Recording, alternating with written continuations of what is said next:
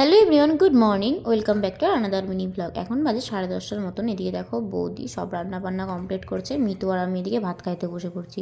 আজকে রান্না হয়েছিল লাল শাক, বাঁধাকপি একটা ঘন্ট, আর বাঁধাকপি না সরি পুঁই শাক দিয়ে একটা ঘন্ট, আর মাটন হয়েছিল।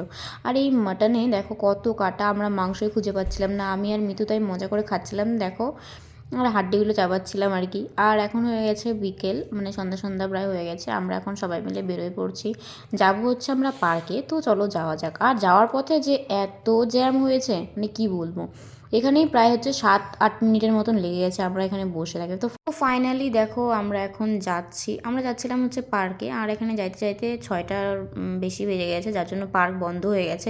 তো আর কি করার, তারপরে আবার একটু ঘুরে টুরে আমরা তারপরে চলে গেলাম হচ্ছে মিতুদের রুমে। তো রুমে এসে দেখো আমি হচ্ছে টিভিতে হচ্ছে আমার ব্লগ চালিয়েছি, মানে আমার দাদার হচ্ছে বউ ভাতের আর কি একটা ভিডিও।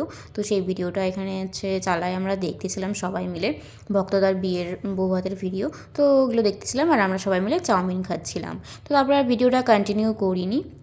আজকে তার পরের দিন আমরা চলে যাচ্ছি এখন বাড়িতে। ঠিক আছে, টাটা। ঠিক আছে। 2-3 দিন যেহেতু থাকা হয়েছে, ওর মেয়ের মনটাও একটু একটু খারাপ। আসার সময় তো কান্নাই করতেছিল যে আমাদের সাথে আসবে, সেই জন্য।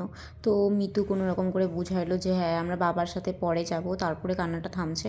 তো বাসে করে তারপরে বাড়িতে চলে আসলাম। মিনি ব্লগটা এই পর্যন্তই, ভালো লাগলে সাবস্ক্রাইব করে দিও।